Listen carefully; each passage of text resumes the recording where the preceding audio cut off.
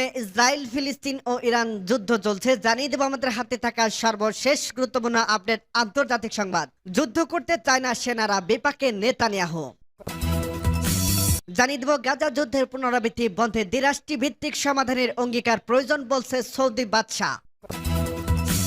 আরো জানিয়ে দেব রাশিয়ার অব্যাহত হামলার পিছু হটতে বাধ্য হচ্ছে ইউক্রেন সেনারা। এবং আরো জানিয়ে দেব গ্রেপ্তারে আতঙ্কে নেতানিয়াহু প্রতিরোধের চেষ্টায় যুক্তরাষ্ট্র। এদিকে আরো জানিয়ে দেব আন্দোলন ছড়ালো আরো 20 বিশ্ববিদ্যালয়, গ্রেপ্তার আরো 200 শিক্ষার্থী। এবং সর্বশেষ জানিয়ে দেব ইরান ইসরায়েলের পাল্টাপাল্টি হামলায় মধ্যপ্রাচ্যে যে বদল এসেছে। শুনছিলেন সংবাদ শিরোনাম, এরপর বিস্তারিত। তার আগে অনুরোধ থাকবে, ভিডিওটি যদি ভালো লেগে থাকে ভিডিওটিতে একটি লাইক এবং কমেন্ট করে জানিয়ে দিন ভিডিও সম্পর্কে আপনার মূল্যবান মতামত। এবং আরো কমেন্ট করে জানিয়ে দিন ভিডিওটা আপনি কোথা থেকে দেখছেন এবং শুনছেন। যুদ্ধ করতে চায় না সেনারা, বিপাকে নেতানিয়াহু। গাজায় সশস্ত্র গোষ্ঠী হামাসের সঙ্গে 6 মাসের বেশি সময় ধরে যুদ্ধ করছে ইসরায়েল। গত 7 অক্টোবর থেকে শুরু হয় এই যুদ্ধের শুরুতে ইসরায়েল বলেছিল গাজা থেকে তারা হামাসের পুরোপুরি নির্মূল করবে। এখনো তারা এই লক্ষ্যমাত্রা অর্জন করতে পারেনি। রোববার 28 এপ্রিল ইসরায়েলের স্থানীয় সংবাদ মাধ্যম চ্যানেল 20 এ প্রতিবেদনে জানিয়েছে 30 সেনার দায়িত্ব পালনে অস্বীকৃতি জানিয়েছে। প্রাটোবার রিভার্স ইউনাইটেড সেনারা বলছে রাফাতে অভিযান চালানোর সময় তাদের ডাকা হলে এতে সাড়া দেবেন না। প্রতিবেদনে আরো বলা হয়েছে কমান্ডাররা এসব রিজার্ভ সেনাকে দায়িত্ব যোগ দিতে জোর করবেন না। তবে এই সেনাদের যুদ্ধ করতে অস্বীকৃতি করার মাধ্যমে ফুটে উঠেছে 6 মাস ধরে যুদ্ধ করা তারা কতটা ক্লান্ত হয়ে পড়ছে। শনিবার দেশটির স্থানীয় গণমাধ্যমের প্রতিবেদনে এমনটাই বলা হয়েছে। মারিফ পত্রিকার নাম প্রকাশে অনিচ্ছুক সূত্রের বরাত দিয়ে জানিয়েছে আইসিসির গ্রেপ্তারি পরোয়ানা আতঙ্কে অত্যন্ত চাপে এবং আতঙ্কের মধ্যে আছে নেতানিয়াহু। এদিকে কাল সোমবার মিশরের রাজধানী কায়রোতে যাবে হামাসের একটি প্রতিনিধি দল। তারা দখলদার ইসরায়েলের সঙ্গে জিম্মি চুক্তি নিয়ে কথা বলবেন। হামাসের কাছে থাকা জিম্মিদের সরিয়ে নিতে ইসরায়েল নতুন একটি প্রস্তাব দিয়েছে। এই প্রস্তাবটি পর্যালোচনা করে একটি সিদ্ধান্তে পৌঁছাবে হামাস। কাল কায়রোতে গিয়ে মধ্যস্থকারীদের দেশগুলোর সাথে নিজেদের সিদ্ধান্ত জানাবে তারা। ফলে আগামীকাল জানা যাবে ইসরায়েলের সঙ্গে হামাসের জিম্মি ও যুদ্ধবৃত্তি চুক্তি হবে কিনা। ইসরায়েল হুমকি দিয়েছে যদি হামাস জিম্মি চুক্তিতে রাজি না হয় তাহলে তারা রাফাতে হামলা চালাবে। এজন্য নিজেদের সব প্রস্তুতি সম্পন্ন করে রেখেছে তারা। সূত্র টাইমস অব ইসরায়েল। গাজা যুদ্ধের পুনরাবৃত্তি বন্ধে দ্বিরাষ্ট্রিক সমাধান অঙ্গীকার প্রয়োজন। সৌদি আরবের পররাষ্ট্রমন্ত্রী প্রিন্স ফয়সাল বিন ফারহাদ বলেছে ফিলিস্তিন ইসরায়েলের সংঘাতে দ্বিরাষ্ট্রিক সমাধানের সত্যিকারের অঙ্গীকারে কেবল গাজা যুদ্ধের পুনরাবৃত্তি রোধ করতে পারবে। রিয়াদে ওয়ার্ল্ড ইকোনমিক ফোরামের বিশেষ সভায় তিনি এ মন্তব্য করেন। সৌদি পররাষ্ট্রমন্ত্রী বলেন, আমরা এই অঞ্চলে কেবল চলমান সংকট সমাধানের দিকে মনোনিবেশ করতে যাচ্ছি। আমরা গাজার প্রেক্ষাপটে কিভাবে বৃহত্তর সমস্যার সমাধান করতে পারি তা দেখতে যাচ্ছে। আর তা হলো দ্বিরাষ্ট্রী সমাধানের প্রতি সত্যিকারের অঙ্গীকার, যা ফিলিস্তিন রাষ্ট্রের জন্য একটি অবিশ্বাসযোগ্য এবং অপরিবর্তনীয় পথ। প্রিন্স ফয়সাল বিন ফারহাদ বলেন, এটাই একমাত্র যুক্তিসঙ্গত এবং বিশ্বাসযোগ্য সমাধান যা আমাদের 2, 3 বা 4 বছর পর একই পরিস্থিতিতে ফিরে আসার জন্য নিশ্চয়তা দেবে। তিনি আরো বলেন, আন্তর্জাতিক সম্প্রদায় বিশেষ করে যেসব দেশ সবচেয়ে বেশি প্রভাবশালী এবং জাতিসংঘ নিরাপত্তা পরিষদকে এই সমাধানের বাস্তবায়নের সহায়তা করতে হবে।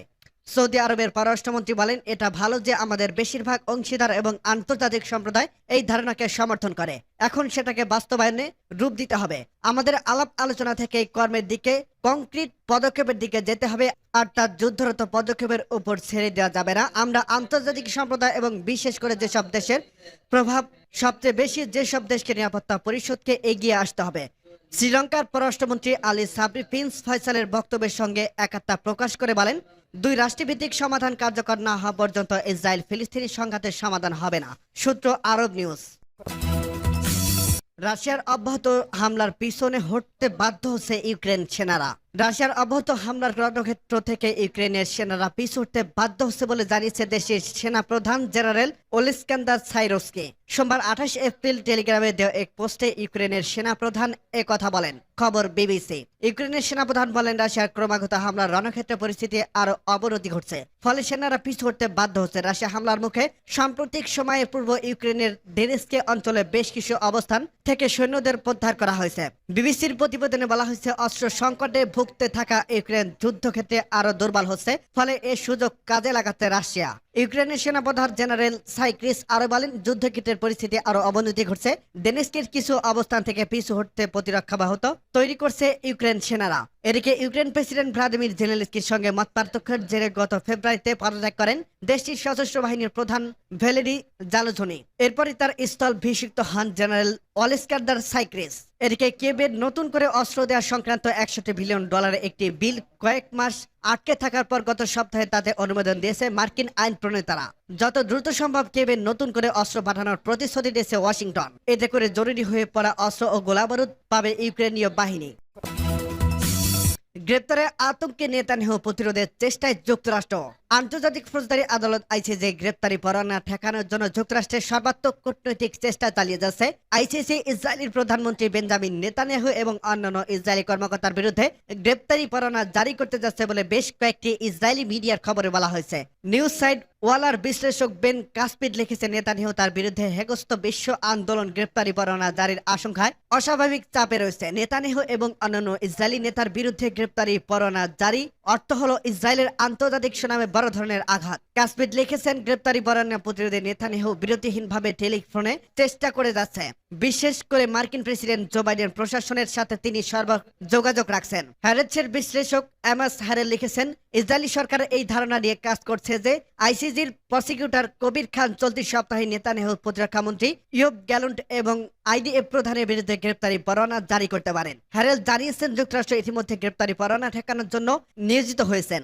উল্লেখ্য, ইসরায়েলের মতে যুক্তরাষ্ট্র আইসিজির রোম চুক্তি সই করেনি। উল্লেখ্য, 124টি দেশ এই চুক্তিতে সই করছে।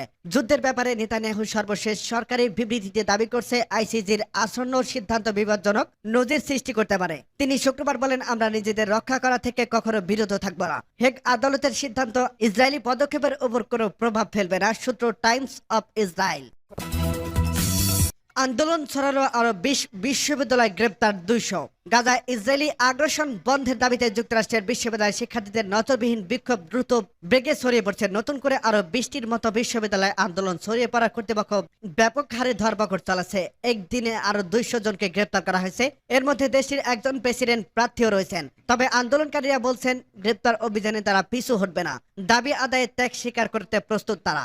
বিক্ষোভের মুখে একটি অনুষ্ঠানের পেছনের দরজা দিয়ে প্রবেশ করতে হয়েছে প্রেসিডেন্ট জো বাইডেনকে। বিক্ষোভকারীরা নিজ নিজ প্রতিষ্ঠানকে ইসরায়েলের সঙ্গে সম্পর্কযুক্ত কোম্পানি এবং ব্যক্তিদের বয়কট করার দাবি করছে। সিএনএন জানায়, মার্কিন বিশ্ববিদ্যালয় ক্যাম্পাসে শিক্ষার্থীদের বিক্ষোভ থামার সামান্য লক্ষণ দেখা যাচ্ছে না। বিক্ষোভকারীরা তাদের দাবি পূরণ না হওয়া পর্যন্ত আন্দোলন চালিয়ে যাওয়ার প্রত্যয় ব্যক্ত করছেন। শুক্রবার এনবিসি টুডের প্রতিবেদনে বলা হয়েছে, যুক্তরাষ্ট্র জুড়ে 40টির বেশি ক্যাম্পাসে বিক্ষোভ ছড়িয়ে পড়ছে। এসব ক্যাম্পাসে তাঁবু তৈরি করে গাজায় ইসরায়েলি আগ্রাসন বন্ধের দাবি করছে শিক্ষার্থীরা। শিক্ষার্থীদের পক্ষ থেকে অধিকাংশ বিক্ষোভে শান্তিপূর্ণভাবে পালন করা হচ্ছে। গার্ডিয়ানের প্রতিবেদনে বলা হয়েছে, 60-এর দশকের শেষের দিকে ভিয়েতনামের আমেরিকান আগ্রাসন বিরোধী ছাত্র বিক্ষোভের পর সম্ভবত সবচেয়ে উল্লেখযোগ্য ছাত্র আন্দোলন হচ্ছে এবার। নিউ ইয়র্ক টাইমস জানায়, স্থানীয় সময় শনিবার 4টি বিশ্ববিদ্যালয় বিক্ষোভ দমনের জন্য 2 শতাধিক শিক্ষার্থীকে গ্রেপ্তার করা হয়। North eastern university, Arizona test university, Indian university এবং সেন্ট লুইসের ওয়াশিংটন ইউনিভার্সিটি ক্যাম্পাস থেকে তাদের গ্রেপ্তার করা হয়। এসব প্রতিষ্ঠানে তাঁবু গেড়ে বিক্ষোভ করছেন শিক্ষার্থীরা। 18 এপ্রিল থেকে যুক্তরাষ্ট্রের বিশ্ববিদ্যালয়গুলোতে শুরু হওয়া আন্দোলন দমনে এখন পর্যন্ত 700-এর বেশি বিক্ষোভকারী শিক্ষার্থীকে গ্রেপ্তার করা হয়েছে। তবে তাদের বেশিরভাগকেই পরে ছেড়ে দেওয়া হয়। সেন্ট লুইসের ওয়াশিংটনে ইউনিভার্সিটির কর্মকর্তা বলছেন, শনিবার একটি বিক্ষোভ চলাকালে 80 জনের বেশি বিক্ষোভকারীকে গ্রেপ্তার করা হয়েছে। অ্যারিজোনা টেস্ট ইউনিভার্সিটিতে অনুমোদিত ক্যাম্প স্থাপন করার 59 জনকে গ্রেপ্তার করেছে পুলিশ, যাদের মধ্যে 15 জন ছাত্র। ইন্ডিয়ান ইউনিভার্সিটি ব্লুমিংটনে প্রতিবাদী ক্যাম্প গড়ে তোলার পর পুলিশ অন্তত 23 জনকে গ্রেপ্তার করছে। বোস্টনের নর্থ ইস্টার্ন ইউনিভার্সিটি ক্যাম্পাসে অনুমোদিত ছাউনি পরিষ্কার করার সময় পুলিশ প্রায় 100 জনকে আটক করছে। উদ্ধৃত পরিস্থিতি ইউনিভার্সিটি অব সাউদার্ন ক্যালিফোর্নিয়া ক্যাম্পাসে বাসিন্দা ছাড়া অন্যদের প্রবেশ অস্থায়ীভাবে বন্ধ করে দিয়েছে। ইরান ইসরায়েলের পাল্টাপাল্টি হামলার মধ্যপ্রাচ্যে যে বদল এসেছে। মধ্যপ্রাচ্যের খবরের শিরোনামে দ্রুত বদলায়। এক সময় দেখা যায় সব খবরের বিষয়টি ইরান ও ইসরায়েলের মধ্যে নজরবিহীন ক্ষেপণাস্ত্র ও ড্রোন হামলা। পরে দেখা যাবে খবরের শিরোনামে এসেছে ফিলিস্তিন গাজায় চলমান সংঘাত ও উপত্যকাটি মানুষের দুর্দশা। তবে নীতি নির্ধারক, বিশ্লেষক এবং সামরিক নেতাদের মনোযোগ এখনো পুরো 2 শত্রু ইরান ও ইসরায়েলের মধ্যে মাত্র কয়েকদিন আগে ঘটে যাওয়া পাল্টাপাল্টি হামলা নিয়ে। তারা যে খাদের কতটা কিনারায় চলে গিয়েছে তা আসলে গুরুত্ব দিয়ে চিন্তা করার মতো, কারণ এই প্রথম 2 দেশ সরাসরি একে অপরের ভূখণ্ডে হামলা চালিয়েছে। বিশ্লেষকদের অনেকেই বলছে ক্ষেপণাস্ত্র ও ড্রোন দিয়ে সম্বলিতভাবে ইরানের চালানো সবচেয়ে বড় হামলা ছিল এটি। এমনকি রাশিয়া ও ইউক্রেনের বিরুদ্ধে একসঙ্গে এত সমরাস্ত্র ব্যবহার করেনি। আর 1991 সালে সাদ্দাম হুসাইন ইসরায়েল লক্ষ্য করে স্কাড ক্ষেপণাস্ত্র ছোড়ার পর ছিল এটি দেশটির বহিরাশত্রুর সবচেয়ে বড় হামলা। 13 এপ্রিল রাতে ইসরায়েলের 3 শতাধিক ক্ষেপণাস্ত্র ও ড্রোন নিক্ষেপ করে ইরান। সেগুলোর বেশিরভাগই রুখে দেওয়ার দাবি করছে ইসরায়েল। তবে জেরুজালেমের আসাম অফিস থেকে দেখছে ইসরায়েলের প্রতিরক্ষা ব্যবস্থাগুলো ইরানি ক্ষেপণাস্ত্র ঠেকানোর সময় আকাশ কিভাবে আলোকিত হয়ে উঠছিল। কোনোভাবেই এই ক্ষেপণাস্ত্রগুলো একটি শহরের মধ্যে পড়লে ব্যাপক ক্ষয়ক্ষতি হতো। যেমন পশ্চিমা একটি নিরাপত্তা কর্মকর্তা বলেছিল, ওই সময় আমরা কতটা কাছাকাছি চলে গিয়েছিলাম তা ইসরায়েলের মানুষ বুঝতে পারেনি। সেদিন গল্পটা অনেক আলাদা হতে পারত। তবে পশ্চিমা কেউ 13 এপ্রিল ইরানের হামলা এবং এরপরে ইসরায়েলের পাল্টা হামলার মধ্যে ইতিবাচক কিছু বিষয় দেখছেন। তাদের ভাষ্যমতে ইরানের হামলা ঠেকাতে পারাটা ছিল বড় গোয়েন্দা সাফল্য। এটি ইসরায়েলের প্রতিরক্ষা মিত্রগুলোর সম্মিলিত সহযোগিতার এক চমৎকার উদাহরণ। এছাড়া ইরান ও ইসরায়েল দুই দেশের শিখেছে কিভাবে উত্তেজনা কমিয়ে আনতে হয়।